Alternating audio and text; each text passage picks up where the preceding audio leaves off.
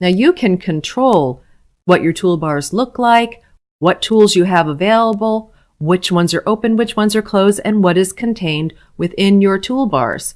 There's a great flexibility in Acrobat. So for example, if we go up here to View and go down to Toolbars, you can see listed a nice variety of different toolbars and toolbar options. And if you see a little check next to a toolbar name, that means that that particular toolbar is open at the moment. So for example, see here Find, and up here you can see your Find toolbar. And if I take the check out by clicking on it, notice it disappeared. And when I go back to View and Toolbars, notice that under Find there is no check. If I would like to return it, I click it and bring it back. It's that simple. Now if you take a look at your different toolbars, you'll see a little gray bar, fairly visible, separating them.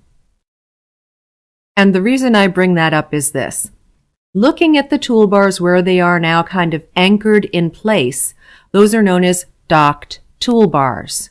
But suppose I don't want them docked. I want it free to be able to move or place someplace else. That's called a floated toolbar. So if I go to this little gray bar, you can think of it as your handle.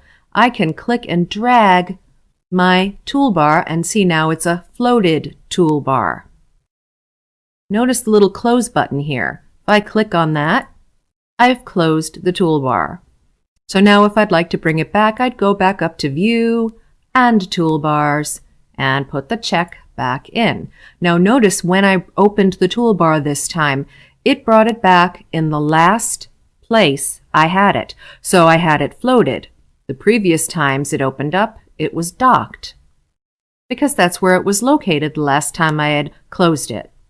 Now if I would like to put this someplace else, I certainly can. See, I can click and drag it, put it anywhere I want here. Right now I'd like to put it right back up in the docked position, so I'm going to drag it back up here and let go. Now see what I did here is I moved it up just a little too high. There we go. Once you start getting familiar and using Acrobat, you may find yourself saying, you know, there's a lot of stuff in here I wish was in my toolbar and several things I wish weren't that clutter it up. Well, that's okay because you have the opportunity to go up to Tools and select Customize Toolbars. And Adobe has it very, very nicely organized here, so it's so easy to understand. You can select which items go in their appropriate toolbar. If you take a look at the More Tools option, notice here, if I put a check in the Advanced Editing toolbar and I close now, notice the Advanced Editing toolbar opens up.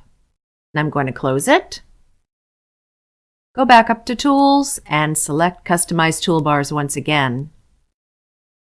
If I scroll down here, you'll notice, of course, anything that has no check in it is not present in the toolbars. But where there is a check, you can see the toolbar.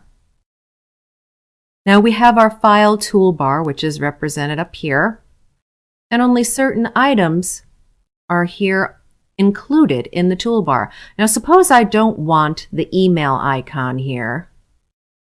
So I click, but I would like the Attach a File button included, and I say OK.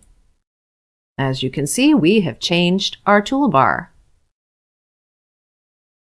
Now if I go and right-click on that toolbar and go all the way down to the bottom to More Tools, that is another way to access the More Tools options. I can go back down to File, put it back the way it was, and click OK.